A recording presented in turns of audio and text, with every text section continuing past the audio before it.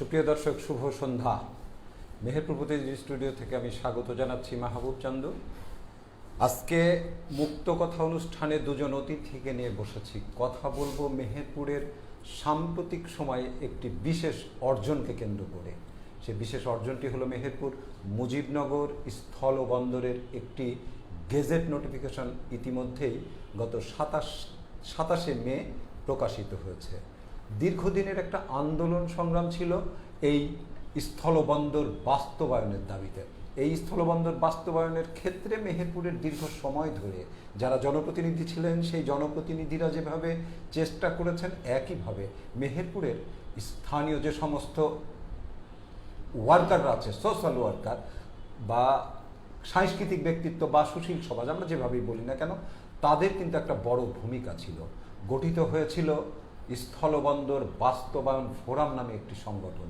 সংগঠিত করেছিল সাধারণ জনগণকে, যারা এই দাবিকে একটি মাত্রা দিতে সক্ষম হয়েছিল যে স্থানীয় এই দাবিটি বাস্তবায়নের ক্ষেত্রে সরকারকে তাগাদা দিয়েছিল। একই সাথে কথা বলবো সেই স্থলবন্দর বাস্তবায়নের যে সংগঠক, আমার বামে বসা আছেন শোয়েব রহমান, সেই সংগঠককে আজকে আমি স্টুডিওতে আমন্ত্রণ জানিয়েছি।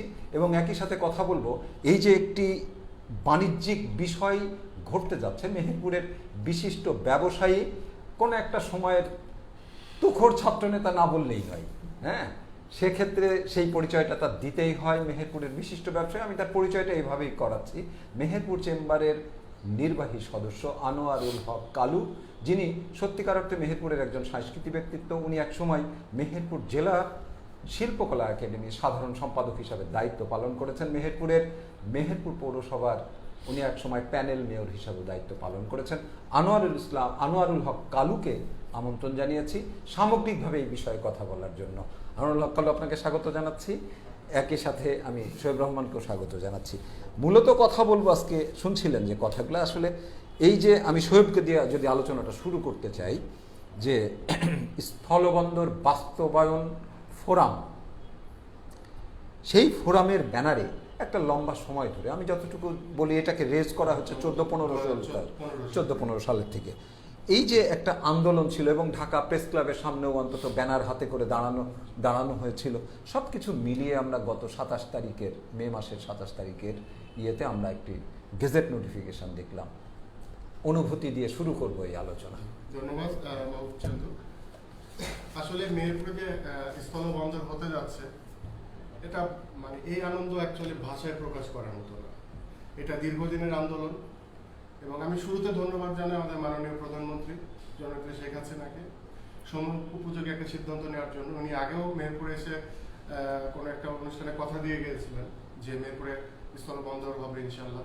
আমি ধন্যবাদ জানাই আমাদের মাননীয় প্রতিমন্ত্রী জনাব অধ্যাপক ফরহাদ হোসেনকে, তার অনেক চেষ্টায় আজকে আমরা স্থলবন্দরের রূপ দেখতে পাচ্ছি। আর যে কথাটি না বললেই না, 2014 সাল থেকে মেহেরপুর স্থলবন্দর বাস্তবায়ন আন্দোলন ফোরাম কাজ করে যাচ্ছে। দীর্ঘদিন আন্দোলন করেছে, ঢাকাতে মানববন্ধন হয়েছে। আসলে এই প্রাপ্তি আমাদের মেহেরপুর জেলার সকলের। মেহেরপুর স্থলবন্দর বাস্তবায়ন আন্দোলন ফোরামটা আসলে কোনো ব্যক্তিগত কোনো ইস্যু ছিল না। এটা পুরা মেহেরপুর জেলার তরুণ সমাজ বা সকল শ্রেণী পেশার মানুষের অংশগ্রহণে আন্দোলনটা হয়েছিল। এটা মেহেরপুরবাসীর দীর্ঘদিনের চাওয়া। কারণ মুজিবনগর ঐতিহাসিকভাবেই মুজিবনগর বাংলাদেশের প্রথম রাজধানী, অস্থায়ী রাজধানী। আর স্থলবন্দর বাস্তবায়ন ইনশাল্লাহ খুব দ্রুতই হবে। সংশ্লিষ্ট সকলকে আমাদের মেহেরপুরবাসীর পক্ষ থেকে আমরা ধন্যবাদ জানাই। আনোয়ারুল হক কালু, আপনার অনুভূতি দিয়ে একই প্রশ্ন। এই স্থলবন্দর যে আমাদের যে প্রাপ্তি, ইতিমধ্যে আপনি জানেন যে মুজিবনগর বিশ্ববিদ্যালয়েও আমরা একটা ডিক্লিয়ারেশন পেয়েছি, যদিও এটা একটা প্রক্রিয়াধীন। তো গত 27 তারিখে আমরা এই স্থলবন্দরের এটা, আপনার অনুভূতি, আপনি একজন ব্যবসায়ী শুধু না, আমি প্রারম্ভিকভাবে যেটা আপনার পরিচয় করিয়ে দিচ্ছিলাম, আমি অনুভূতিটা জানতে চাই। ধন্যবাদ চান্দু এবং সরাসরি যারা দেখছেন সকলকেই অভিনন্দন। একজন ব্যবসায়ী হিসাবে মূলত যদি আমি আমার প্রতিক্রিয়া দিতে চাই, তো সেক্ষেত্রে অবশ্যই মেহেরপুরের মানুষের দীর্ঘদিনের চাওয়া এই স্থলবন্দর, এটা বিগত দিনে আমার দেখা মতে আর কি প্রায় 96 সালের পর থেকেই মেহেরপুরে এই বিষয়টা নিয়ে আলোচিত চর্চিত হয়ে আসছে। সব সরকারই কম বেশি তাদের এক ধরনের চেষ্টা তদবির করার চেষ্টা করেছে। যেমন 96 সালে যখন আওয়ামী লীগ সরকার ক্ষমতায় ছিল তখনও কিন্তু এই ব্যাপারটা খুবই জোরে সোরে একবার উচ্চারিত হয়েছিল মেহেরপুরে। আহমদ আলী সাহেব তখন এমপি ছিলেন, উনি প্রয়াত হওয়ার পরে প্রফেসর মান্নান সাহেবও এই বিষয়টাকে নিয়ে খুবই চেষ্টা করেছিল, আগ্রহী ছিলেন। পরবর্তীতে 2001 সালে বিএনপি শাসনামলে মাসুদুরুল সেও কিন্তু বিষয়টাকে নিয়ে অনেক চেষ্টা তদবির করেছিল, কিন্তু ওই সময় একটা লোকেশন কেন্দ্রিক একটা সমস্যা দেখা দিয়েছিল। আমরা যদিও মুজিবনগর কেন্দ্রিক তখনকার বাস্তবতাটা ছিল, তো যেহেতু বিষয়টি মানে স্থলবন্দরের ব্যাপারটি কিন্তু একদেশীয় বিষয় না, শুধু আমাদের সিদ্ধান্তই চূড়ান্ত নয়, মানে আমি যেটুকু বুঝেছি আর কি, কারণ এইটি দুটি দেশের সুবিধা, দুটি দেশের স্বার্থ সংশ্লিষ্ট বিষয় নিয়েই কিন্তু এর চূড়ান্ত সিদ্ধান্তগুলো হওয়ার কথা। হ্যাঁ, বিষয়টি দ্বিপাক্ষিক বিষয়। তো সেই ক্ষেত্রে তৎকালীন সময় আমাদের বুড়িপুতা ইউনিয়নের শাহপুরের যে জায়গাটা ছিল, এইখানে তৎকালীন জেলা প্রশাসক ছিল, আমার মানে আমার যদি ভুল না হয় কাসেম সাহেব। আচ্ছা, উনি কেন্দ্রের একটা মানে চিঠির প্রেক্ষিতে এই পরিদর্শনে গিয়েছিলেন। ওই টিমে আমিও ছিলাম, যে কারণে আমি বলছি। তো তখন হঠাৎ করে আমরা ওনাকে জিজ্ঞাসা করেছিলাম আমি আর কি, যে আমরা তো এতদিন ধরে যেটা জেনে আসছি যে এটা মুজিবনগর হওয়া, তো এটা এইখানে তো এটা নাকি ভারতের যোগাযোগ ব্যবস্থার কারণে ওদের সুবিধার জায়গাটা ছিল, ওদের চয়েসটা ছিল এইটা বুড়িপোতা। তাতে ওদের ওখান থেকে ওদের যে ন্যাশনাল হাইওয়ে আছে, সেই ন্যাশনাল হাইওয়ে থেকে বুড়িপোতা ওদের সবচেয়ে নিকটবর্তী, এবং এইখানে ওদের এক্সট্রা কোনো মানে ওই ধরনের অবকাঠামো তৈরি করার ক্ষেত্রে খুব বেশি অর্থ ব্যয় করতে তাদেরকে হবে না, এরকম একটা সেই সময় জানা গেছিল। যাই তারপরেও ব্যাপারটা আর খুব বেশি দূর এগায়নি। সর্বশেষ শোয়েবদের এই 2015 সাল থেকে ওদের এই কর্মকাণ্ড আমরাও কয়েকটা প্রত্যক্ষ করেছি, এবং মেহেরপুর প্রেস ক্লাবের সামনেও ওরা দাঁড়িয়েছে, এটা দেখেছে, এবং বিভিন্ন সময় বিভিন্ন পোস্টার মেহেরপুরের দেয়ালে টেয়ালে আমরা দেখেছি যে হ্যাঁ এই বাস্তবায়নের একটা কমিটি হয়েছে, তারা এটা নিয়ে এক ধরনের চেষ্টা করেছে। এরপরে আমরা মাননীয় প্রধানমন্ত্রীর স্বাধীনতা সড়ক সহ এই গত মুজিব বর্ষের শুরুতে যে এইগুলো ছিল, তার মধ্যে স্থলবন্দর, স্বাধীনতা সড়ক, বিশ্ববিদ্যালয়, অনেকগুলো বিষয় আমরা একসাথে, ট্রেন লাইন, তারপরে রেলওয়ে, এগুলো আমরা শুনেছি আর কি। তো যেহেতু গত 27 তারিখে আমি ফেসবুকেই দেখলাম আর কি, কত একর জমি টমি সবটাই ওখানে 30 পয়েন্ট সামথিং একর, 30.3 এইগুলো অলরেডি বরাদ্দ করা হয়েছে। অবশ্যই সেক্ষেত্রে মেহেরপুরের মানুষ হিসাবে, মেহেরপুরের একজন ব্যবসায়ী হিসাবে অবশ্যই আমি এর সুফল তো আমিও পাবো, এবং সে কারণে অবশ্যই আমি খুশি। ধরুন শোয়েবের কাছে আসি। শোয়েব, এই যে এই আন্দোলনটা, যখন এই আন্দোলনটা চলছিল, বলাই বাহুল্য যে আসলে আমরা বাংলাদেশের জন্ম রাষ্ট্রের আসলে আমরা এমন একটা জায়গার মানুষ, মুজিবনগর আমাদেরকে যে ব্যাকআপ দেয়, আমরা আন্দোলন সংগ্রামে যতটা গতি দিতে পারি, সেই গতির মাত্রায় সবচেয়ে বেশি গতিটা দিতে পারে আমাদের এই পবিত্র ভূমি মুজিবনগর। এটাকে কেন্দ্র করে আমাদের ভোকালটা অনেকটা মানে শক্তি অর্জন করি আমরা, তাই না? তো 14-15 সাল থেকে যখন এটা করা হচ্ছিল, একটা পর্যায়ে কি কখনো মনে হচ্ছে যে এটা আর হয়তো হলো না বা হচ্ছে না, বা আশাবাদী কতটুকু এই আন্দোলনের মাঝে? হ্যাঁ, সেটা তো সবসময় মনে হয়েছে যে মানে শোনা গেছে যে এটা হয়তো সম্ভব না, কারণ আঙ্কেল যেটা বললো যে এটা অ্যাকচুয়ালি শুধু বাংলাদেশ চাইলেই তো সম্ভব না, আমাদের পার্শ্ববর্তী দেশ ইন্ডিয়ারও তো চাওয়া লাগবে।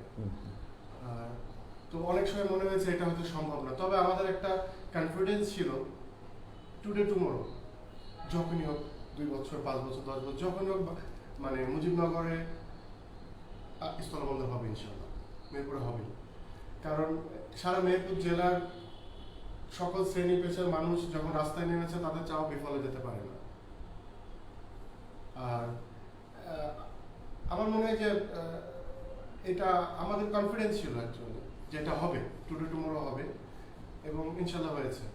রাইট। এবং সেটা খুব দ্রুত। আচ্ছা, এটাতে আসলে এই যে জনগণকে সম্পৃক্ত করার কারণেই কিন্তু আমাদের এই দাবির জায়গাটাকে আসলে শক্তিশালী করা গেছে, তাই না? অবভিয়াসলি আমি মনে করি জনগণ পাওয়ার ফোর্স। রাইট। একটা জনপ্রতিনিধি চাইলে সবসময় সবকিছু করতে পারে না, তার অনেক বাধ্যবাধকতা আছে। আমাদের বাংলাদেশ জানেন যে আমলাতান্ত্রিক অনেক জটিলতা আছে। একজন এমপি বা যে কোনো জনপ্রতিনিধি চাইলেই সবসময় সবকিছু করতে পারে না। যদি সাধারণ মানুষ, আমাদের মতো যারা সংগঠন করে, তরুণ জেনারেশন বা সকল শ্রেণী পেশার মানুষ যারা, এখন আমরা দেখতে পাই যে গ্রামে শহরে সব জায়গায় ছোট ছোট পর্যায়ে সংগঠন তৈরি হয়েছে, তারা যে কোনো দাবি নিয়ে তারা আন্দোলনে যাচ্ছে। এই যে পাওয়ার ফোর্স, জনগণের এই ভোকাল যদি একত্রিত হয়ে কোনো কিছু চাওয়া যায়, আন্দোলনে নামা যায়, এটা অনেক সময় জনপ্রতিনিধি খারাপ চোখে নেয়, কিন্তু আসলে এটা অনেক ভালো কিছু। একটা জনপ্রতিনিধির কাজ করার রাস্তাটা আরো সহজ হয়ে যায় যখন তার নির্বাচিত এলাকার জনগণ একত্রিত হয়ে যখন কোনো কিছু একটা দাবি করে। আমার মনে হয় অবভিয়াসলি আমাদের জনপ্রতিনিধি মহোদয়, আমাদের মাননীয় প্রতিমন্ত্রী মহোদয় অনেক চেষ্টা করেছেন, প্রধানমন্ত্রীর আশ্বাস ছিল। তারপর আমার মনে হয় ব্যাপারটা, এই পথটা আরো সুগম হয়েছে আমাদের সকল শ্রেণী পেশার মানুষের চাওয়া এবং আন্দোলন। আমি এইটা ডিক্লারেশনটা পাওয়ার পরে আমি যেহেতু গণমাধ্যমের মানুষ, আমাদের পিছনের ইয়েগুলা আর্কাইভগুলা ঘাটার চেষ্টা করছিলাম, এবং দেখার চেষ্টা করছিলাম যে শোয়েবরা মিছিল করছে, শোয়েবরা মানববন্ধন করছে, সে সাথে অনেকের মধ্যে দেখেছি আমার মেহেরপুর প্রতিদিনের প্রকাশক হিসেবে দায়িত্ব পালন করছেন MAS ইমনের যে সাংগঠনিক শক্তি দিয়েও যে একটা রাজনৈতিক কর্মকাণ্ডে তখন যখন সে সক্রিয় ছিল, কিন্তু স্থানীয় এই সমস্ত কর্মকাণ্ডকে যুক্ত করে তার নেতৃত্বটাও এই স্থলবন্দর বাস্তবায়নের ক্ষেত্রে খুব দৃশ্যমান ছিল। অবশ্যই তিনি অন্যতম প্রথম এবং প্রধান উদ্যোক্তা ছিলেন। আচ্ছা, আমরা সকল উদ্যোক্তা, আমি ছাড়াও আরো অনেকে আছে, বিভিন্ন সংগঠন, শ্রেণী পেশার সকল মানুষ। তবে একটা মানুষ পথ দেখায় বা যে শুরু করে, তার প্রথম সাহসিকতা থাকে, এর জন্য MAS ইমন আঙ্কেলকে অবভিয়াসলি ধন্যবাদ জানাতে হবে সবাইকে। রাইট, সেটা একটা লম্বা সময় ধরে করেছে। হ্যাঁ, উনি রাজনৈতিকভাবে কি করলো, এটা হচ্ছে বড় কথা। উনি মেহেরপুরের সন্তান হিসেবে, একজন সংগঠক হিসেবে উনি সামনে থেকে নেতৃত্ব দিয়ে গেছেন। আমরা সকলে, এটা যেহেতু ব্যক্তিগত কোনো কিছু ছিল না, উনি আমাদের মতো সংগঠকগুলোকে একত্রিত করেছিলেন এবং সকলকে এই ক্রেডিট দিতে হবে, সকল শ্রেণী পেশার মানুষকে। এবং ইমন আঙ্কেলকে অবশ্যই এর জন্য অনেক ধন্যবাদ জানাই। যেখানে জনগণ সম্পৃক্ত হয়ে যায়, সেই দাবিটা আসলে খুব সলিড হয়ে যায়। সম্পৃক্ত করতে হবে, রাইট, কাউকে না কাউকে সে দায়িত্ব নিতে হবে। মানে অবশ্যই উনি সেই ভূমিকাটা পালন করেছেন। আনোয়ারুল হক কালু ভাই, আপনাকে যদি আমি এইভাবে বলি যে মেহেরপুর, ওই আমার কুষ্টিয়া এবং চুয়াডাঙ্গা এর জাস্ট পকেট এরিয়াটা হচ্ছে মেহেরপুর। সত্যিকার অর্থে যদি আমার মুজিবনগর মেহেরপুরে না হতো, আমার মেহেরপুরের যে আমরা আজ পর্যন্ত যে উন্নয়ন কর্মকাণ্ডটুকু আমরা দেখেছি, বাংলাদেশের বিভিন্ন এলাকায় ঘুরে যেটা বোঝা যায়, এবং আমাদের রাষ্ট্রীয় ব্যবস্থা কে কতটুকু তার এলাকায় উন্নতি করছে সেটা তার নেতার উপরে নির্ভর করছে অনেকটা। এই ধরনের যে কে কতটাকে আদায় করে নিয়ে আসতে পারছে, সেই ক্ষেত্রে যদি সেই বিবেচনা করি, আমার 64 নম্বর হচ্ছে জেলা মেহেরপুর, 63 নম্বর নড়াইল। এমতো অবস্থায় আমার মুজিবনগর যদি না থাকতো, তাহলে এটার পরিণতি কি ঘটতো জানিনি। তবে এই যে একটা পকেট এরিয়া, আপনাকে যে প্রশ্নটা আমি আসলে করতে চাই, নিজেদের মধ্যে ব্যবসা কেনা বেচাটা একদমই নিজেদের মধ্যে। আমরা এখান থেকে ঢাকায় গেলে চুয়াডাঙ্গার উপর দিয়ে যাই, না হয় কুষ্টিয়ার উপর দিয়ে যাই, এক কাপ চা খেলে 5টা টাকা সেখানে চলে যায়, কিন্তু এখানে কোনো টাকা ঢোকে না। ব্যাপারটা অনেকটা এমন। এই ভৌগোলিক বাস্তবতায় আমাদের যে প্রাপ্তি, বিশেষ করে আমি যদি বলি একটা ইউনিভার্সিটি এবং স্থলবন্দর, আপনি আপনার ব্যবসায়িক দৃষ্টিতে এখানকার সিনারিওটা আপনি কিভাবে দেখছেন? এটা আসলে ওইভাবে প্রকাশ করা মুশকিল। মানে আমার কাছে যেটা মনে হয়েছে, যেটা মেহেরপুরের জন্য এর চাইতে বড় যদি এটা বাস্তবায়িত হয়, তাহলে এর চাইতে বড় মেহেরপুরের ব্যবসায়ী না, শুধু মানে কর্মক্ষেত্র থেকে আরম্ভ করে সমস্ত সেক্টরের যে ডেভেলপমেন্ট মানে এত দ্রুত গতিতে হবে, এটা মানে ওইভাবে ইমাজিন করাই কিন্তু এক ধরনের মুশকিল হতে হবে। তার কারণটা হলো যে প্রথমেই যে কথাটা আপনি বললেন সেটা হচ্ছে যে মেহেরপুর একটা পকেট এরিয়া। আমাদের এখানে যে ব্যবসা বাণিজ্যটা চলে সেটা একদম নিজেদের মধ্যে, এখানে কোনো বাইরের লোক আসে না। বাইরের লোক কোনো কাজে যদি আসেও তাহলে এরা কাজ সেরে আবার রাত্রি যাপন করার জন্য হয় কুষ্টিয়া এরা চুয়াডাঙ্গায় যেতে থাকে। মেহেরপুরে যে কারণে ওই ধরনের ব্যবস্থাও কিন্তু গড়ে ওঠে, তৈরি হয়নি। কারণ মানুষের প্রয়োজনেই কিন্তু জনপদ তৈরি হয়, মানুষের জন্য, মানুষের প্রয়োজনেই কিন্তু সবকিছু তৈরি হওয়ার কথা।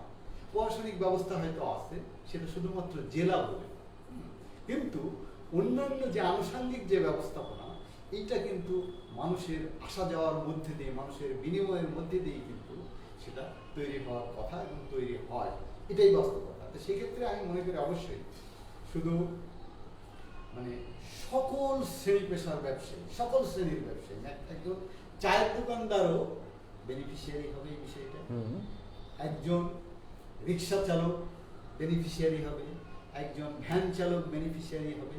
ব্যবসায়ীদের কথা তো আছে, যে যে ধরনের ব্যবসায়ী, যেমন অনেকের মনে হতে পারে যে ভাই আমি তো একটা সামান্য কাপড়ের দোকান করি বা একটা কাঁচামালের ব্যবসা করি, আমার কি দেব মানে উন্নতি হবে? তারও উন্নতি হবে যে এই মানে কর্মযজ্ঞকে কেন্দ্র করে যে পরিমাণ মানুষের আসা যাওয়া হবে, তার ক্রেতা বেড়ে যাবে, ক্রেতা তার বেড়ে যাবে, সেটাই তার বেনিফিট।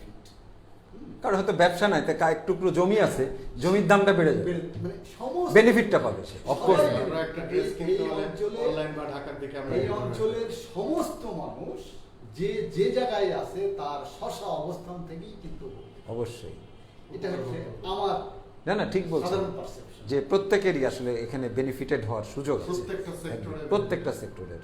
আসলে তাই, সেই উৎকর্ষতা যখন ঘটে তখন প্রতিটা সেক্টরেই কিন্তু ঘটবে।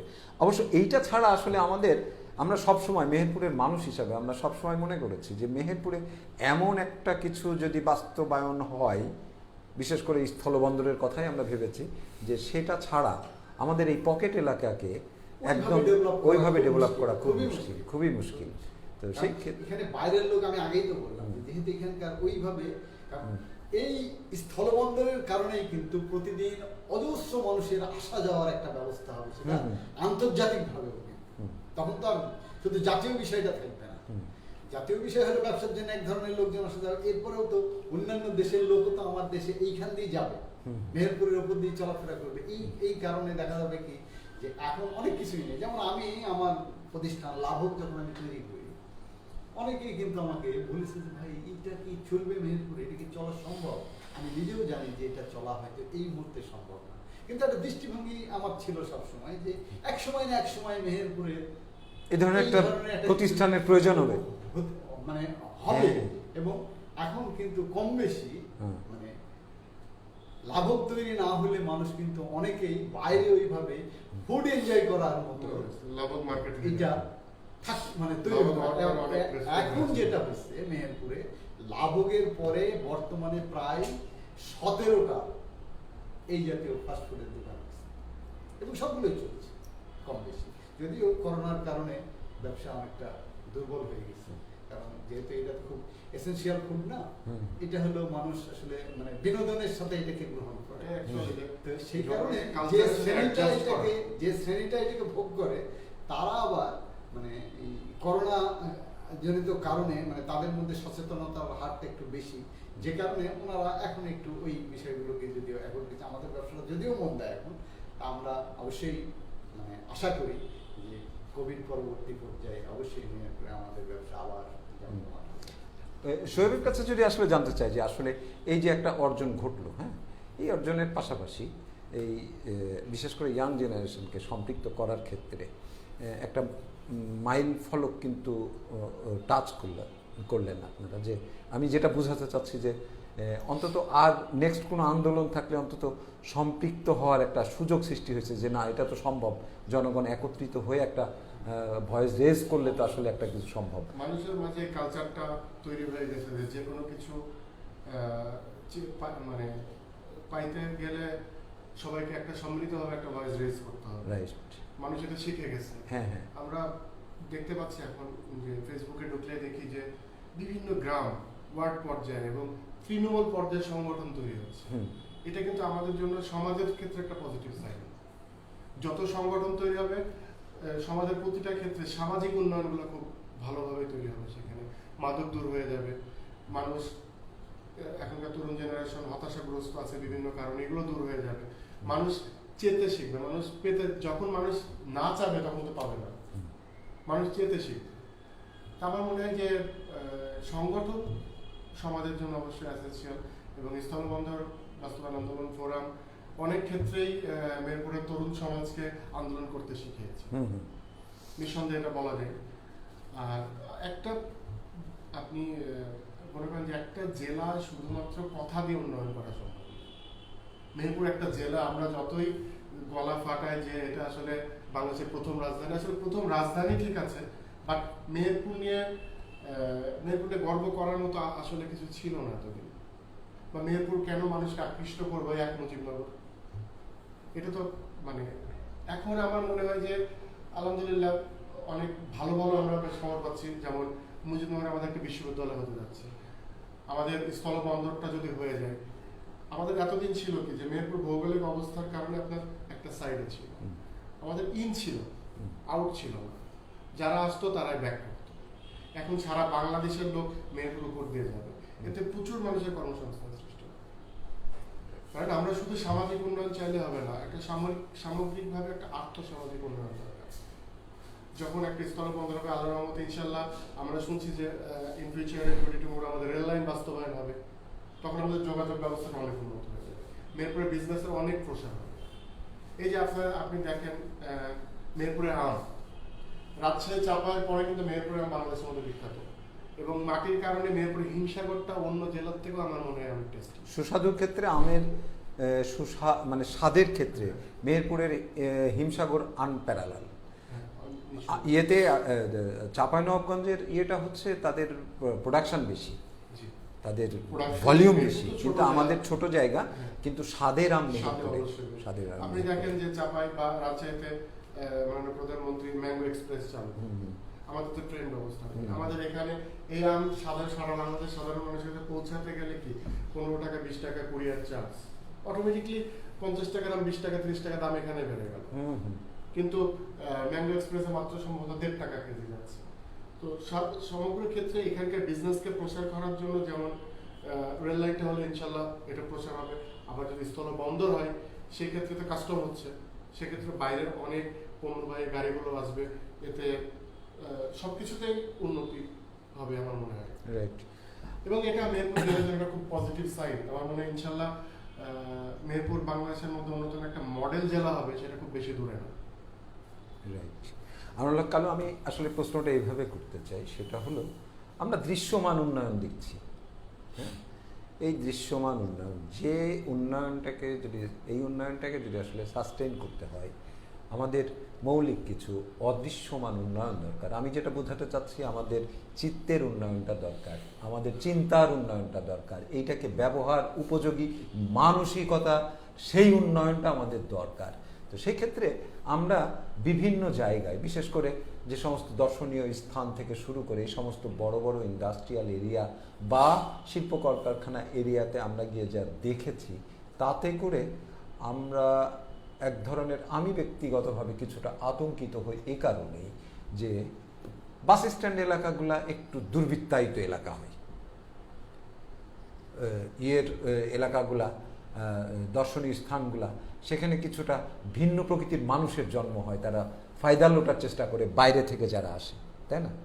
মেহেরপুর অত্যন্ত শান্তিপ্রিয় একটা জায়গা, এই ব্যাপারে কোনো সন্দেহ নেই। যারা বাইরে থেকে আসেন তেনাদের এক ধরনের রেকগনাইজ বক্তব্য যে না, মেহেরপুরের মানুষ ভালো। আমাদের এই উন্নয়নের ভিড়ে আমরা ওই মানসিকতাটাকে কতটা ধরে রাখতে পারবো, এবং সেই এটাকে যদি ধরে রাখতে না পারি, সেখানেও কিন্তু এক ধরনের আমরা একটা উন্নয়নকে কেন্দ্র করে আর একটা অনুন্নয়নের দিকে চলে যাবো। আমি একটা এই ধরনের একটা সমন্বয়ের কথা আপনাকে আসলে জিজ্ঞাসা করছি, কিভাবে দেখবেন এটাকে? এইটা ওইভাবে মানে সমন্বয় করা, মানে একটা জিনিস কি যে মানুষের অর্থনৈতিক উন্নতির সাথে সাথে তার বিকাশটা দুই ধরনের হয়, মানে আমি যেটুকু বুঝেছি আর কি, সেটা হলো যে কথাটা আপনি আসলে বোঝাতে চাচ্ছেন যে এক ধরনের দুর্বৃত্তায়িত এইটাকে আপনি মানে এই অর্থ ব্যবস্থায়, এই সামাজিক ব্যবস্থায়, এই আইন শৃঙ্খলা পরিস্থিতির মধ্যে আপনি এটাকে নিয়ন্ত্রণ করতে ওইভাবে শতভাগ পারবেন না পারার কারণটা হলো যে সামাজিকভাবে, রাজনৈতিকভাবে, বিভিন্নভাবে আমাদের যে নৈতিক স্খলন, একান্তই আত্মকেন্দ্রিক জায়গায় আমরা কিন্তু আস্তে আস্তে চলে যাচ্ছি। সার্বজনীনতা যেটা, সেই জায়গার থেকে আপনি রাজনৈতিকভাবে যদি বিশ্লেষণ করতে চান, যে দেখেন আমরা কেউ কাউকে সহ্য করতে পারছি না। এই যে অসহিষ্ণুতা, এই অসহিষ্ণুতা দিয়ে আপনি ওই বিষয়টাকে ধরে রাখতে পারবেন না, এটা সম্ভব না। এবং যে কারণেই কিন্তু শুধু আমাদের দেশ না, সারা দুনিয়াতেই কিন্তু এর ইফেক্টটা, মূল সমস্যাটা হলো অর্থনীতি। সারা দুনিয়াতে এই সমস্ত ব্যবস্থার পেছনে, সমস্ত ভালো কাজের পেছনে এক ধরনের দুর্বৃত্তায়িত অবস্থান এটা থাকবেই। এইটাকে কতটা প্রশাসন, রাষ্ট্রযন্ত্র এবং অঞ্চলের মানুষের এক ধরনের আন্তরিকতায় কতটা আপনি নিয়ন্ত্রণ করতে পারবেন, সেইটা একটা ব্যাপার। সেটার জন্য নির্ভর করবে এই অঞ্চলের নেতৃত্ব, এই অঞ্চলের রাজনৈতিক পারস্পরিক সম্পর্ক, সামাজিক সম্পর্ক, কালচারাল সম্পর্ক, এই ব্যাপারগুলোর উপরে আপনার এর পরিমাণটা বাড়বে কি কমবে সেটা নিয়ে। সেটাই শোয়েব, যদি এইভাবে বলি যে এই যে আমাদের যতটা অর্জন হলো, মেহেরপুরের তো আরও অনেক ধরনের সমস্যা আছে। আমি যদি একটু এভাবে বলি যে আমি একটা ডেটা দিই যে আমার মেহেরপুর সরকারি সদর হসপিটাল, যেটা 250 বেডের হসপিটাল, এই 250 বেডের হসপিটালের আমরা আজ থেকে প্রায় 6-7 বছর আগে 100 বেড থেকে 250 বেডে উন্নীত হয়েছে। কিন্তু আমরা 100 বেডের যে ওখানে যে এস্টাবলিশমেন্টটা থাকার কথা ছিল, আমার 100 বেডের এন্ট্রিতে যেখানে 42টা ডাক্তার থাকার কথা ছিল, একটা ভলিউমের একটা নার্স থাকার কথা ছিল, আমার ওখানে অপর যে সমস্ত কর্মকর্তা কর্মচারীদের থাকার কথা ছিল, আমরা কিন্তু সেই 100 বেডের ভাবনাতে আমরা সেটা এখনো পাইনি। যদিও পাশে একটা বিল্ডিং হচ্ছে 250 বেডের আদলেই, ওইটাকে মাথায় রেখেই ওটা হচ্ছে, কিন্তু সেখানে এখনো পর্যন্ত মাত্র খুব স্বল্প সংখ্যক ডাক্তার, যেখানে আমার প্রায় 20-22 জনের উপরে নাকি 26 জন, সম্ভবত 25-26 জন ডাক্তার নাই, এখনো অ্যাবসেন্ট। তাহলে এইটা কিন্তু আমাদের বিশেষ করে করোনা অতিমারির মধ্যে একটা খুব বার্নিং একটা ইস্যু। সেই ক্ষেত্রে এই স্থলবন্দর বাস্তবায়ন ফোরামের কি এই ধরনের কোনো কর্মসূচি আছে যে মৌলিক এই জায়গাগুলোকে টাচ করা, অন্তত কিছুটা দাবি আদায়ের ক্ষেত্রে? আসলে হাসপাতাল এমন একটা ইস্যু, আমরা সম্ভবত 2016 সালে মেহেরপুরে হাসপাতাল নিয়ে একটা আন্দোলন করেছি, হাসপাতাল বাঁচাও আন্দোলন, হাসপাতাল বাঁচাও আন্দোলন নামে। এবং সেখানে আমরা বেশ কিছু এজেন্ডা তুলে ধরেছিলাম যে এরকম আমাদের চিকিৎসক ঘাটতি আছে, আমাদের সেবক সেবিকা ঘাটতি আছে, এবং সবচেয়ে বেশি ঘাটতি ছিল ওই সময় আমাদের অ্যাম্বুলেন্স। কারণ তখন প্রাইভেট সেক্টরে অ্যাম্বুলেন্স কম ছিল, সরকারিভাবে অ্যাম্বুলেন্সের অনেক ঘাটতি ছিল। কারণ আমাদের এখানে ডাক্তার স্বল্পতার কারণে, আবার অনেক সময় হয় কি যে দুর্বৃত্তরা যেটা বলছেন সেটা হাসপাতালেও থাকে। অনেক সময় আমরা না বুঝেই সীমিত পরিসরে যারা আছে ডাক্তার নার্স, তাদের উপরে চড়া হয়ে থাকে। ওরা অনেক সময় হয় কি ভয়েই আপনার আগে রোগী রেফার করে দেয়, বুঝতে পারছো? তো সেক্ষেত্রে অ্যাম্বুলেন্স খুব জরুরি দরকার ছিল। আমাদের চিকিৎসা ব্যবস্থা অনেক অনুন্নত মেহেরপুরে, তো আমরা অ্যাম্বুলেন্সের জন্য আন্দোলন করেছি। তো তৎকালীন আমাদের মাননীয় জনপ্রশাসন প্রতিমন্ত্রী তখন এমপি ছিলেন আগের টাইমে, তখন ইনশাআল্লাহ উনি বোধহয় সম্ভবত অ্যাম্বুলেন্সের একটা ব্যবস্থা করেছিলেন। তারপরে এখন অনেক কিছু ঘাটতি আছে, ঘাটতি থাকবেই। আর সবচেয়ে বড় কথা হলো, আমি যতটুকু বুঝেছি এই হাসপাতাল বাঁচাও আন্দোলন নিয়ে, বাইরের ডাক্তাররা এখানে পোস্টিং হলে থাকতে চায় না, পেশেন্ট কম। ওই যে একটা সমস্যা আমার সিভিল মাথা হলে আমরা এখানে ভরসা করি না, রাজশাহী মেডিকেল, কুষ্টিয়া মেডিকেল, কুষ্টিয়াতে বিভিন্ন প্রাইভেট হসপিটাল, এগুলোতে দৌড়াই। ডাক্তারদের পেশেন্ট অনেক ইমার্জেন্সি ছাড়া অ্যাকচুয়ালি পেশেন্ট পেয়ে যায়। তো আমার মনে হয় স্থলবন্দরটা এখানে যদি বাস্তবায়ন হয়, অবভিয়াসলি এখানে জনসমাগম অনেক বেড়ে যাবে এবং ওইটার উপরেই ডিপেন্ড করে যখন জনসমাগম বাড়বে তখন প্রাইভেট সেক্টরে অনেক কিছু ইমপ্রুভ করা সম্ভব। তখন মানে প্রাইভেট হসপিটাল, ক্লিনিক এগুলো যখন আরো বাড়বে, বাইরের ডাক্তার যখন এখানে এক কথা জনসমাগম বাড়বে, বাইরের patient ডাক্তার অনেক কিন্তু বাড়বে। এখন পাচ্ছে, এমনি ধরেন ইয়েতে যেমন ধরেন বিশেষায়িত যে ডাক্তার তারা কিন্তু প্রাইভেট প্র্যাকটিস যখন করছে তাদের তো আসলে, তার কারণ এটা প্রায় আমার 7 লক্ষ লোকের জেলা। একটা হ্যাঁ। বিশেষায়িত ডাক্তার একটা জেনারেল হসপিটালে এই মুহূর্তে মনে আমাদের অ্যাসাইন করা সম্ভব না, কারণ আমরা এমনি নর্মাল ইমার্জেন্সি বা ডাক্তারের ইয়েতে ভুগছি আমরা কম। তো সেই ক্ষেত্রে অবশ্যই আমাদের জনপ্রতিনিধি, আমাদের মাননীয় মন্ত্রী মহোদয়ের দৃষ্টি আকর্ষণ করব। উনি অবশ্যই ট্রাই করেছেন, কারণ 250 বেডের উন্নতি হয়েছে, 250 বেডের জন্য পর্যাপ্ত অ্যাকোমোডেশন তৈরি হচ্ছে, বিল্ডিং তৈরি হচ্ছে। ইনশাল্লাহ আমার বিশ্বাস যে খুব অদূর ভবিষ্যতে সমস্যার সমাধান হবে। তারপর আমার মনে হয় যে হাসপাতালটাকে, এই রোগীর সেবাটাকে আরেকটু স্পেসিফিক ভাবে গুরুত্ব দেওয়া উচিত। সেটাই আরেকটু সেটাই। যদি উনি আরো একটু চেষ্টা করে, উনি স্বাস্থ্যমন্ত্রী মহোদয়ের সাথে কথা বলে বা মানে আনুষঙ্গিক যারা রিলেটেড আছে বিভিন্ন জায়গায় কথা বলে আরো কিছু ডাক্তার আনার চেষ্টা করে, আমার মনে হয় এখানকার চিকিৎসা ব্যবস্থাটা আরো উন্নত করা সম্ভব। আমরা মাঝে একটা রিপোর্ট দেখলাম গত 2-3 দিন আগে সম্ভবত কোনো একটা পত্রিকায়, যে আমার এখানে ডাক্তার কম, ইভেন তো এখানে যে খুব দামি দামি আমাদের যে ডায়াগনোসিসের যে বিভিন্ন ইনস্ট্রুমেন্ট আছে এগুলো অপারেট করার লোক নাই। এই জায়গাগুলো অ্যাকচুয়ালি কনসেন্ট্রেশন দেওয়া উচিত। ডাক্তার পাচ্ছে না, সারা বাংলাদেশে ডাক্তার শর্ট আছে। প্রধানমন্ত্রী অনেক চেষ্টা করছেন, মাঝে 6000 ডাক্তার নিয়োগ দিলেন গত বছর, আবার দিচ্ছেন। ইনশাল্লাহ ডাক্তারের সমস্যা সমাধান হবে। কিন্তু আপনি বোঝেন, একটা জেলা সদর হাসপাতাল 250 শয্যা বিশিষ্ট একটা হাসপাতাল, যেটা অনেকাংশেই একটা মেডিকেল কলেজ হাসপাতালের সমান। 250 শয্যা উপরে যাওয়া মানে সেটা একটা মেডিকেল কলেজ অ্যাকোমোডেশন করার মতো অবস্থা। সেখানে যদি আপনার পর্যাপ্ত দামি দামি ডায়াগনোসিসের ইনস্ট্রুমেন্ট থাকে, বাট অপারেটর অভাবে যদি সেটা না চলে, এটা আমাদের ব্যর্থতা।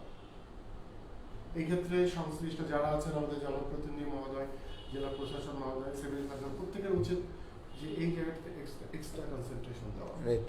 আনোয়ার হক কালু, যদি আমি এইভাবে বলি বিষয়টা, যে আসলে এই স্বাস্থ্য সেবা খাত যেমন আমরা বলছি, এটা একটা সারা পৃথিবীতে বড় বাণিজ্যিক খাতও বটে। শিক্ষা এবং স্বাস্থ্য খাত দুটোই হচ্ছে পৃথিবীর সবচেয়ে এখন বড় বাণিজ্যিক খাত হয়ে গেছে। মেহেরপুর সেই তুলনায় প্রাইভেট প্রতিষ্ঠান হিসাবে, সেটা স্বাস্থ্য খাত বলি বা শিক্ষা খাত বলি, গড়ে ওঠে না। এটার আসলে কারণটা কি? কিন্তু বসবাসের ক্ষেত্রেও কিন্তু আমি এই জন্য বলছি যে প্রায় 7 লক্ষ লোকের বসবাস আমাদের এই, যত ছোট ওই জেলাটা হোক না কেন। আপনার কাছে কি মনে হয় যে আসলে এই সমস্ত খুব বিশেষায়িত প্রতিষ্ঠান গড়ে উঠতে না পারার পিছনে কারণটা কি আসলে? গড়ে উঠতে পারছে না, এটার সাথে আমি একমত না। চেষ্টা হয়তো অনেকেই করছে, এর ইন্টারনাল অনেকগুলো সমস্যাও আছে। তো তার আগে আমি যে কথাটা একটু বলতে চাচ্ছিলাম, যে করোনা আসার পরে আমাদের দেশের স্বাস্থ্য ব্যবস্থা সমস্ত জনগণের কাছে একরকম উন্মুক্ত হয়ে গেছে। যে কথাটা আমাদের শোয়েব বললো আর কি, যে 100 বেডের হাসপাতাল মেহেরপুর যখন প্রতিষ্ঠা হয়, তখন অবকাঠামো ব্যাপারটা কিন্তু, মানে আমার কাছে যেটা মনে হয়েছে, যে স্বাস্থ্য ব্যবস্থার উন্নয়নের ক্ষেত্রে অবকাঠামোটাকে প্রধান করে দেখা হয়েছে সমস্ত সময়। এটা বিগত দিনে এখনো কিন্তু সেই জায়গাতেই আছে। যেটা যখন তৈরি হয়, এর মেহেরপুরের যে ওটি আছে এবং সেখানে যে ধরনের ইনস্ট্রুমেন্ট আছে, এটাকে ব্যবহার করার যোগ্যতা অনেকের নেই, বা ওই ধরনের টেকনিশিয়ান নিয়োগও দেওয়া হয়, নিয়োগও দিলেন না, অথচ শত শত কোটি টাকার জিনিস ইকুইপমেন্ট পাঠিয়ে দিলেন। এটা নট অনলি মেহেরপুর, সারা দেশের চিত্রটাই কিন্তু এমনই। সেই ক্ষেত্রে সেই কারণেই কিন্তু মানে এই যে বাণিজ্যিক প্রতিষ্ঠান গড়ে ওঠার আমি কিছুটা বিরোধী, বিশেষ করে স্বাস্থ্য এবং শিক্ষা ক্ষেত্রে। তার মূল কারণটা হলো যে যখনই এটা বাণিজ্যিক জায়গায় চলে যাবে, তখন একটা বিশেষ শ্রেণী এটার সুবিধা ভোগ করবে। আমাদের দেশের সাধারণ যে জনগণ, সেটা থেকে সবসময়তেই কিন্তু বঞ্চিত হবে, সেটা শিক্ষা হোক, স্বাস্থ্য হোক।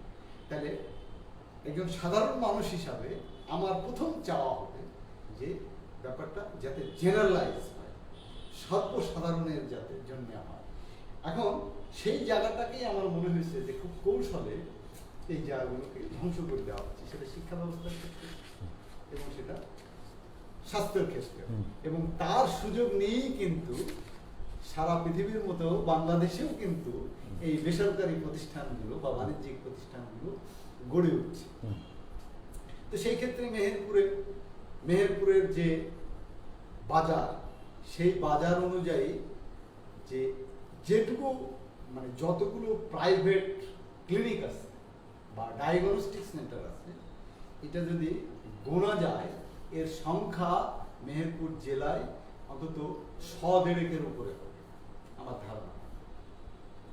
ডায়াগনস্টিক সেন্টার এবং মিলায় মেহেরপুর জেলায় ক্লিনিক মিলিয়ে না 100-100-র উপরে যাবে না আমার ধারণা আর কি, অনেক ছোট ছোট ব্যাপার আছে। তাহলে এখন মেহেরপুরের জনগোষ্ঠী হলো 7 লাখ। 7 লাখ জনগোষ্ঠীর জন্য এইটা কিন্তু অনেক বেশি। এরপরে সমাজে শ্রেণী আছে, এই শ্রেণী বিন্যাসের কারণে আমি যারা উচ্চবিত্ত লোক সে দেশের বাইরে চিকিৎসা নেওয়ার এক ধরনের প্রবণতা আছে মানুষের মধ্যে কিন্তু গ্রো করেছে। এবং বিশেষ করে চিকিৎসা ক্ষেত্রে আমার কাছে যা মনে হয়েছে আর কি, মানে শুধু উচ্চবিত্ত না, মধ্যবিত্ত যারা, উচ্চ মধ্যবিত্ত যারা, তারাও কেউ বাংলাদেশের চিকিৎসাটা নিতে চাচ্ছে না। সবাই কিছু হলেই ভারতে, হ্যাঁ, আর্থিক সক্ষমতা যাদেরই আছে তারাই দৌড়াচ্ছে। কিন্তু বাংলাদেশে যে কারণে যাচ্ছে সেই ব্যবস্থা বাংলাদেশে নেই, ব্যাপারটা কিন্তু তাও না। এদেশেও চিকিৎসা ব্যবস্থা যে খুব দুর্বল বা খুব খারাপ অবস্থায় আছে ব্যাপারটা এখন যে জায়গায় ছিল, এইটাকে উন্নয়ন করার জন্য এই জনগোষ্ঠীর যে দায়িত্ব ছিল তারা হয় বুঝতে ভুল করেছে, আয়দার তাদের মধ্যে এক ধরনের অনীহা থেকে তারা হয়তো চলে গেছে। আমার মনে হয়েছে যেটা যে এই পেশেন্টগুলো যদি এদেশেই থাকতো তাহলে ওই যে যারা এখন এই কাজগুলোর সাথে সম্পৃক্ত আছে তারা আরো স্কিলড হতো এবং সাথে সাথে অনেক গবেষণা হতো, আমাদের দেশ কিন্তু চিকিৎসা ব্যবস্থায় আরো আগিয়ে যেত। এবং এই ব্যাপারগুলো আসলে বিবেচনার মূল ব্যাপার। শিক্ষার ক্ষেত্রেও কিন্তু একই বিষয়। হ্যাঁ, দু একটা ছোটখাটো প্রতিষ্ঠান হচ্ছে, এবং আমরা একটু বেশি হলে কুষ্টিয়ায় দৌড়চ্ছি। যদি খুব মানে যে কথাটা আমাদের শোয়েব একটু আগেই বললো যে রেফার করে দেওয়া হচ্ছে, অ্যাম্বুলেন্সের গুরুত্বটাকে প্রদান করে দেখা হবে, এই জায়গায় আমার দ্বিমত। অ্যাম্বুলেন্স না, রেফার কেন হবে, এইটা হলো বিষয়। তাহলে ধরা দরকার ওই জায়গাটাই, অ্যাম্বুলেন্সের চাইতেও গুরুত্বপূর্ণ ওই জায়গাটায় যে ঘাটতি আছে সেটা পূরণ। একটা সিভিয়ার পেশেন্ট হয় সেটা একটা ব্যাপার, কিন্তু যে কোনো একটা পেশেন্টকে রেফার করে দেওয়া হচ্ছে, ঝুঁকি নিতে চাচ্ছে না। উনি কিন্তু বলেছে সে কথা। এখানে এই যে নিরাপদ 100 ক্লিনিক বা ডায়াগনস্টিক ল্যাব আছে, সিটি স্ক্যান হয় না। সিম্পল আপনি একটা বলেন একটা ব্লাড টেস্ট, এখনকার ছেলে মেয়ে উভয়, বিশেষ করে মেয়েদের যে জিনিসের যে ব্লাড টেস্টটা করাই লাগে একটা গর্ভবতী মায়ের, বা থাইরয়েড টেস্ট, এই থাইরয়েড টেস্টটা হয় না। এটাই বলছি যে বিশেষায়িত কোনো প্রতিষ্ঠান বেসরকারি ভাবে তৈরি ওই যে কথাটা এখন একটা ওই জাতীয় প্রতিষ্ঠান মেহেরপুর কিন্তু অ্যাভেল করতে পারবে না। আমি একটু শোয়েবের কাছে আসি। হ্যাঁ, শোয়েবের কাছে আসি, বিষয়টা একটু প্রসঙ্গটা চেঞ্জ করি এভাবেই, কিন্তু আমি প্রসঙ্গে থাকতেই চাই। শোয়েবকে আমি একজন ইয়াং জেনারেশনের বড় সংগঠক হিসাবেই দেখতে চাই। আমি একটু পরিসংখ্যানগত কথা বলি। পরিসংখ্যানটা এরকম, আমরা যা কিছু করি মেহেরপুর সহ সারা বাংলাদেশ এবং সারা পৃথিবী যে বিষয়টা মোকাবেলা করছে সেটা হলো করোনা প্যান্ডামিক। এখন এই করোনা মহামারীর মধ্যে আমরা আমাদের যত উন্নয়নের কথাই বলি না কেন, করোনার কথা চিন্তা করে কিন্তু আমাদেরকে অন্যান্য কর্মপরিকল্পনা, কর্মপদ্ধতি মানে করতে হবে, চিন্তা করতে হবে, তাই না? আমি মেহেরপুরের করোনার প্রসঙ্গটা টানবো এ কারণেই, আমি কারণটা পড়ে বলি। গত 16 মে থেকে 31 মে গতকালকে পর্যন্ত 16 দিনে আমার 98 জন করোনা পেশেন্ট হয়েছে। 16 দিনে। আচ্ছা, মার্চের 14 তারিখ থেকে শুরু হয়েছে, জানুয়ারি মাসের 15 জন পেশেন্ট ছিল এবছরের, ফেব্রুয়ারি মাসে 1 জন ছিল, আনটিল 13ই মার্চ পর্যন্ত 0 ছিল। 14 তারিখে শুরু হলো পেশেন্ট, করোনা পেশেন্ট। 14 তারিখ থেকে গতকালকে পর্যন্ত 260 জন পেশেন্ট, 2.5 মাসে। আর 16 দিনে 98 জন। ঠিক আছে, এই বাস্তবতায় আমরা যেভাবে মোকাবেলা করছি এই করোনা, আমরা কিন্তু সামনে মেহেরপুরকে লকডাউনের আতঙ্কে আতঙ্কিত হচ্ছি। যে রেশিও অনুযায়ী এই আক্রান্তের সংখ্যা বাড়ছে, এবং গণমাধ্যমের মানুষ হিসাবে আরেকটু যদি এটাকে বলি, আমাদের কাছে যতখানি ইনফরমেশন আছে, গ্রামে আমাদের করোনার প্রাদুর্ভাবটা কম ছিল। ইদানিংকালে যেটা লক্ষ্য করছি, যেটা গ্রামে ছড়িয়ে গেছে, এবং গ্রামে ছড়িয়ে যাওয়ার কারণে আমি আজকে মেহেরপুরের সিভিল সার্জনকে বললাম, আপনার অ্যান্টিজেন টেস্টটা কেন আপনি ইউনিয়ন লেভেল পর্যন্ত নিয়ে যাচ্ছেন না? শুধুমাত্র সবাই কি এসে আপনার হসপিটাল বা উপজেলা স্বাস্থ্য কমপ্লেক্সে এসে পরীক্ষাটা করবে? এমনি মেহেরপুরের মানুষ তো আসলে পরীক্ষার ক্ষেত্রে অনীহা পোষণ করেছে। আমি এতগুলা কথা বললাম শোয়েবকে এ কারণেই, এই ধরনের একটা বার্নিং ইস্যু, মানুষের জীবন মৃত্যুর প্রশ্ন এখানে। তাহলে এইখানে কিন্তু বিশেষজ্ঞরা বলছেন করোনা মোকাবেলা কোনো ব্যক্তি বা রাষ্ট্রের পক্ষে সম্ভব না, একক কোনো বিষয় না। এখানে টোটাল জনগণকে সম্পৃক্ত করতে হবে, সকল স্টেক হোল্ডারকে একত্রিত করে বিষয়টাকে একটি অ্যাওয়ারনেস জায়গায় তাদেরকে নিয়ে আসতে হবে।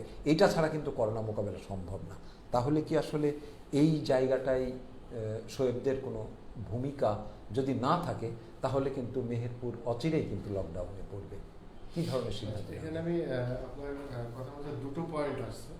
এক হচ্ছে 16 তারিখ থেকে 25 তারিখ পর্যন্ত, এই 31 তারিখ পর্যন্ত, 31 তারিখ পর্যন্ত এই 16 দিনে 98 জন করোনা। 98 জন। এই ক্ষেত্রে আমি একটা বলবো যে দুটো কারণে। এক হচ্ছে আমাদের ঈদ গেছে, আমাদের মুসলিম ধর্মের সবচেয়ে পবিত্র একটা দিন গেছে। ঈদে বাইরে থেকে অনেক মানুষ বের করে হয়েছে, এটা একটা বড় কারণ। দ্বিতীয়ত হচ্ছে আপনি এখন দেখেন এই মুহূর্তে বাংলাদেশে সবচেয়ে বেশি করোনা আক্রান্ত হচ্ছে বা করোনার প্রকোপ সবচেয়ে বেশি ছড়াচ্ছে রাজশাহী চাপা এরিয়াতে, বিকজ অফ আমের বিজনেসের কারণে। সারা বাংলাদেশ থেকে ওখানে প্রচুর লোক ঢুকছে। আর যারা শ্রমিক লেভেল বা এই ধরনের ব্যবসায়ী লোক, এরা অনেক সময় স্বাস্থ্যবিধি মেনটেন করে না, যেটা বাইরে থেকে একটা অফিসিয়াল বা যারা করে, শ্রমিক লেভেল লোকজন স্বাস্থ্যবিধি মেনটেন করে না। এই কারণে আমার হচ্ছে মেহেরপুরে যত আমের একটা মোকাম আছে, বাইরের লোক ঢুকছে, সেক্ষেত্রে কিছু ক্ষেত্রে করোনা বাড়ছে। আমার মনে হয় যে এটা খুব বেশি ওয়ারিড হওয়ার কিছু নেই, তবে এখনই উচিত যে এটাকে একটা গ্রিপের মধ্যে আনা, এটাকে কন্ট্রোল করার। আপনি যেটা বললেন যে আপনি আমাদের সিভিল সার্জন মহোদয়ের সাথে কথা বলেছেন, আসলে এটা একটা বাজে দিক যে করোনা হলে আসলে মানুষ গিয়ে ওই হাসপাতালে গিয়ে টেস্ট করতে হবে, এটা একটা ব্যারিয়ার। আমার মনে হয় এটা ইউনিয়ন লেভেল, অন্তত ইউনিয়ন সদরগুলোতে, ইউনিয়ন অফিসগুলোতে অন্তত কিছু কিছু সুবিধা রাখা উচিত। স্বাস্থ্য সেবা কেন্দ্র যেগুলো আছে, সেবা কেন্দ্রগুলো আছে, এগুলোতে একটু কিছু সুবিধা রাখা উচিত। এতে আমরা অ্যাকচুয়াল ডাটাটা পাবো, আর অ্যাকচুয়াল ডাটা ছাড়া আপনি এর প্রতিকার করতে পারবেন না। না, সেই ক্ষেত্রে অন্তত আপনাদের তো একটা প্রেশার গ্রুপ হিসাবেও যদি এটাকে অ্যাওয়ারনেসের জায়গায় না নিয়ে যায়, এক হচ্ছে স্বাস্থ্য বিভাগকে বাধ্য করা, আর একটা হচ্ছে প্রশাসনকে বাধ্য করা, তাই না? আমি সেটা বলছি যে আসলে মূলত জনগণের একটা সম্পৃক্ত অবস্থান থেকেই এই বিষয়টাকে দেখা, নচেত এটা কিন্তু মোকাবেলা করা কিন্তু কঠিন হবে।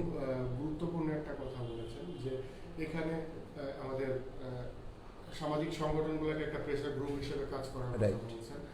এখানে সামাজিক সংগঠনগুলো প্রেসার গ্রুপ হিসেবে কাজ করলেও আমার মনে হয় এটা খুব বেশি ইফেক্টিভ হবে না এক্ষেত্রে।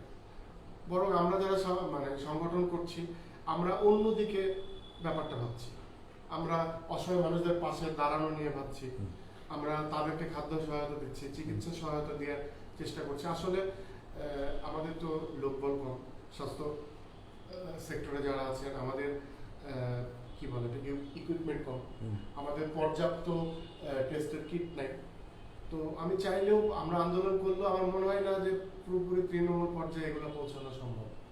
বরং আমরা এই মুহূর্তে এটার থেকে আমরা যেটা বড় ইস্যু মনে করছি, আপনি যেটা বলেছেন অবভিয়াসলি এটা একটা মানে বিগ থিং, বাট আমরা সংগঠকরা যেটা মনে করছি যে এই মুহূর্তে অসহায় মানুষদের পাশে দাঁড়ানো, অসহায় মানুষদের পাশে দাঁড়ানো। আনোয়ারুল হক কালু, আসলে অসহায় তৈরি হয়ে গেল, তারপরে আপনি পাশে দাঁড়ালেন, কিন্তু যাতে অসহায় সে না হয় সেই ক্ষেত্রটায় যদি আপনি শ্রমটা না দিতে পারেন তাহলে অসহায়ত্বের মানুষগুলা বাড়তে থাকবে রাইট। বাড়তে থাকবে।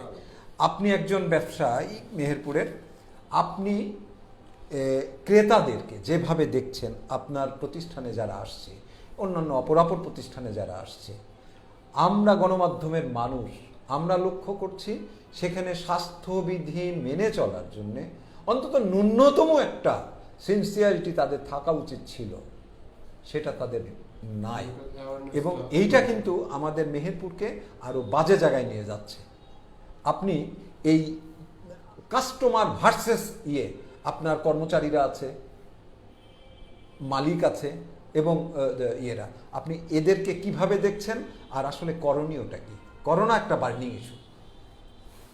জটিল প্রশ্ন আমার জন্য এই কারণে যে যেহেতু আমি একজন ব্যবসায়ী এবং আমি একজন দোকান মালিক, ব্যবসার প্রতিনিধি, এবং এখানে আমার কাছে যে জিনিসটা মনে হয়েছে আর কি, যে এমনি জেনারেলি বলতে গেলে এখন যে ব্যবসায়ীদের অবস্থা তাতে আজকে খুব বেশি সমস্যার বিষয় না, কারণ এখন ব্যবসায়ীটা ডাউন সিজন আর কি, ঈদ পরবর্তী। তবে ঈদের আগে যেটা হওয়া উচিত ছিল, যেটা হয়নি, এটার পেছনে আমার কাছে যেটা মনে হয়েছে যে মানে করোনাকে উপলক্ষ করে সমস্ত কিছু প্রথমে রাষ্ট্রীয়ভাবে একটা সিদ্ধান্ত হওয়ার পরে দেখা গেল কি যে আস্তে আস্তে বিভিন্ন সেক্টরকে ওপেন করে দেওয়ার একটা সিদ্ধান্ত কিন্তু সাথে সাথে হলো।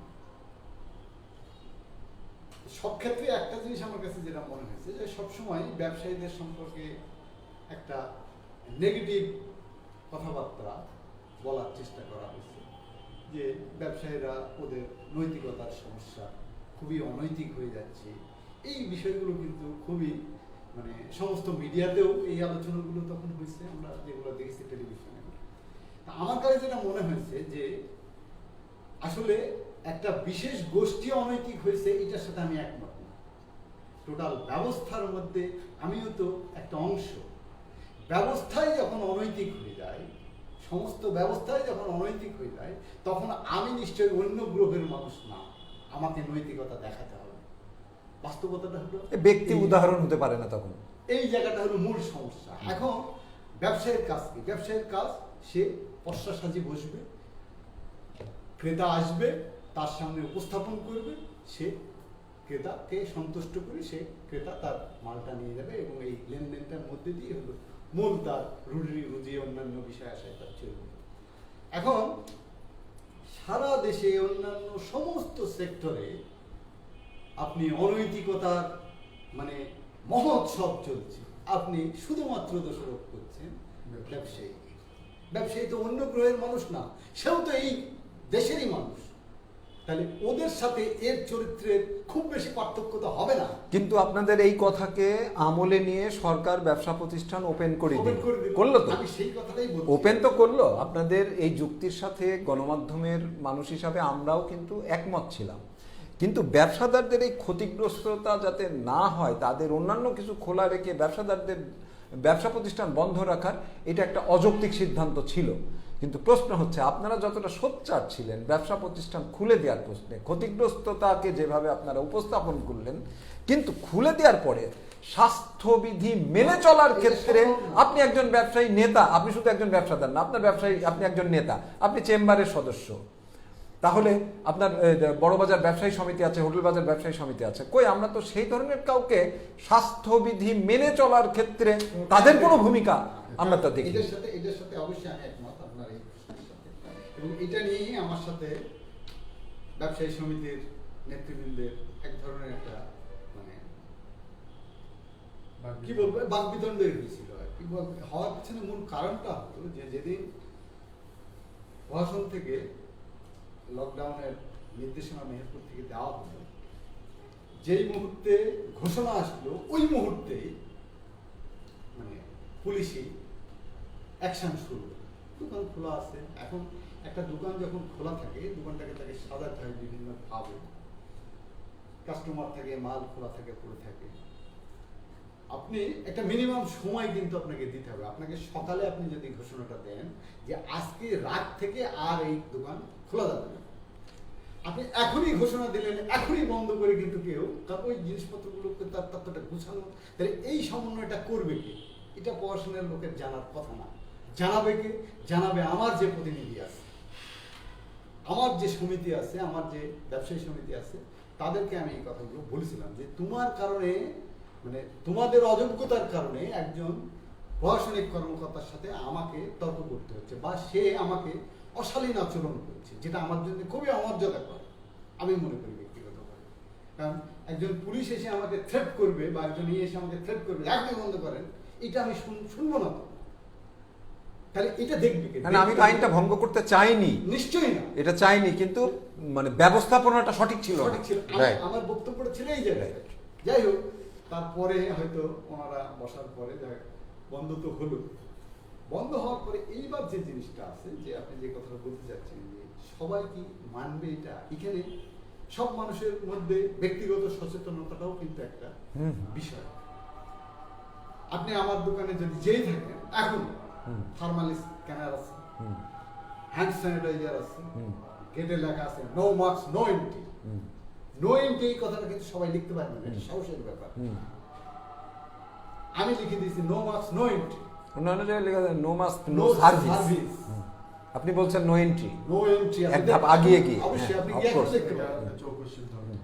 তাহলে এই যে ব্যাপারগুলো, এটা হলো আমার ব্যক্তিগত সচেতনতা। রাইট। এখন আপনি সাংগঠনিক যে কথাগুলো বলছেন, ব্যবসায়ী সংগঠন, আজকে চেম্বার অফ কমার্সের একটা মাইকিং শুনলাম।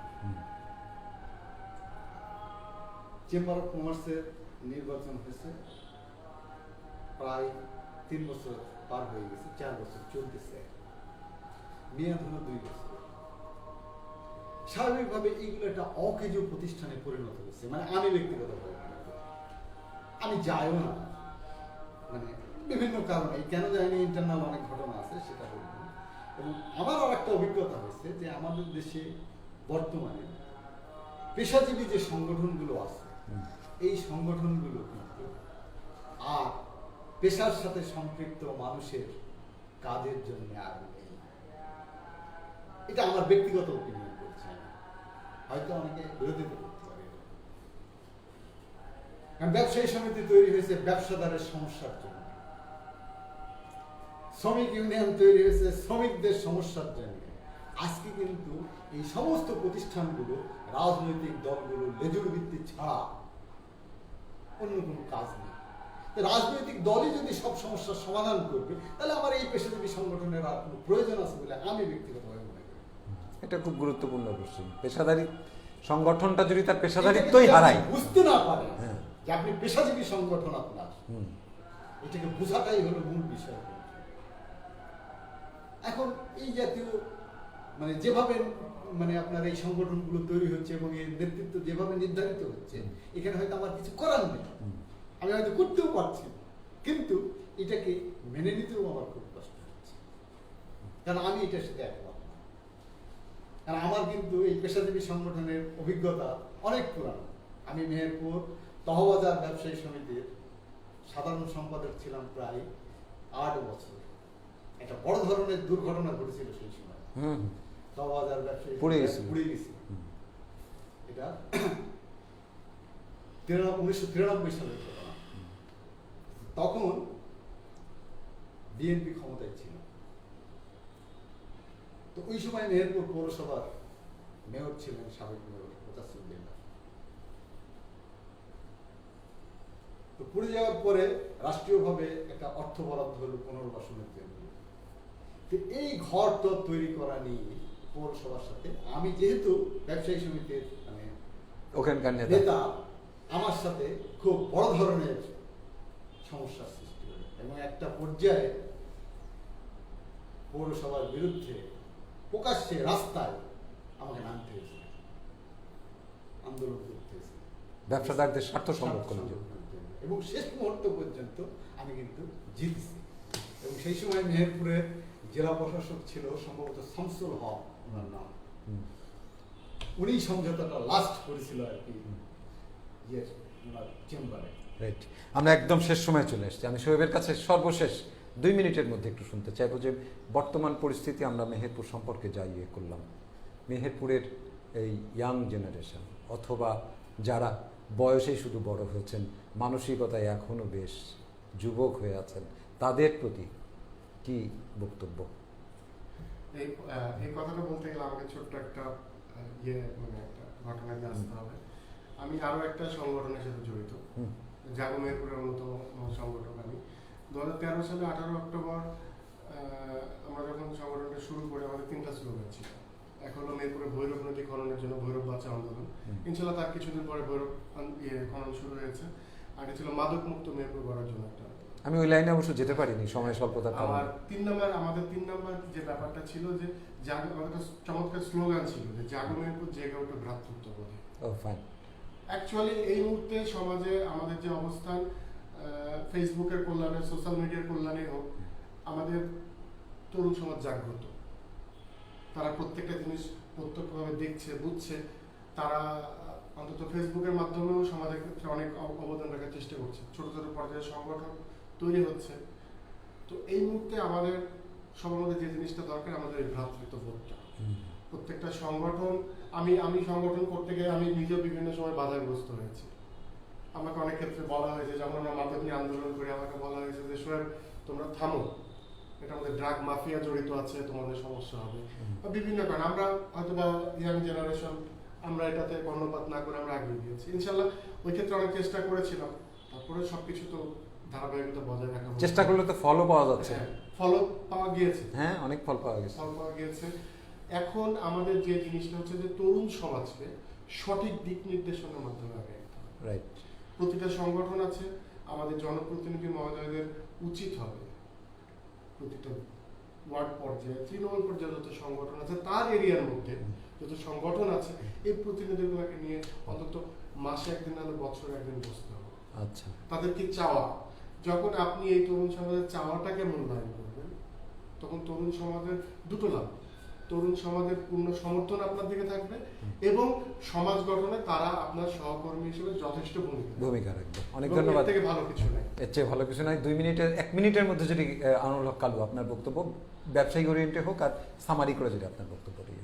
এই যে এখন যে আলোচনা হলো, সব মিলায়ে মূল বিষয়টা যেহেতু ছিল আজকে স্থলবন্দর কেন্দ্র, আমি মেহেরপুরের একজন সাধারণ মানুষ হিসাবে, ব্যবসায়ী হিসাবে আমি চাই অবশ্যই এটা যত দ্রুত বাস্তবায়িত হবে, মেহেরপুরের মানুষ তত উপকৃত হবে। আর করোনার ব্যাপারে অবশ্যই আমি যেটা মনে করি আর কি, যে এর অ্যাওয়ারনেসটা কিন্তু আসলে মূল অ্যাওয়ারনেসটা, এবং সেই ক্ষেত্রে আমার মনে হয় যে প্রশাসনের সাথে বিভিন্ন সামাজিক সংগঠন, রাজনৈতিক সংগঠন, এদের একটা সমন্বয় হওয়া অতি জরুরি। এবং সেই সমন্বয় করার ক্ষেত্রে যারা সংশ্লিষ্ট ব্যক্তিবর্গ আছেন, তাদের খুব দ্রুত উদ্যোগী হওয়া দরকার মেহেরপুরকে সেভ করার জন্য। অনেক ধন্যবাদ আনোয়ারুল হক কালু, অনেক ধন্যবাদ সোহেব রহমান। সুপ্রিয় দর্শক, শুনছিলেন আনোয়ারুল হক কালু, ব্যবসায়ী নেতা এবং সংগঠক, তরুণ সমাজের অনেক নেতৃত্ব দিয়ে যার সফলতা এসছে, সেই সোহেব রহমানের কথা। আমি আর তাদের কথা পুনরাবৃত্তি করব না। আমি যাওয়ার সময় আবারও বলছি যে আমরা যত কিছুই করি, আমরা যা কিছু করি বা যা কিছু বলি, সেই ক্ষেত্রে করোনা কিন্তু আমাদের সেই অক্টোপাসের মতো আমাদের চারিদিকে অবস্থান করছে। কে কখন আক্রান্ত হবে আমরা জানি না। সেক্ষেত্রে অবশ্যই নিজে সতর্ক থাকুন, অন্যদেরকে সতর্ক থাকার কথা বারবার করে বলুন, যেটা আপনি এক ধরনের নাগরিক দায়িত্ব পালন করবেন, একটা মানবিক দায়িত্ব পালন করবেন। সকলে ভালো থাকবেন। শুভরাত্রি।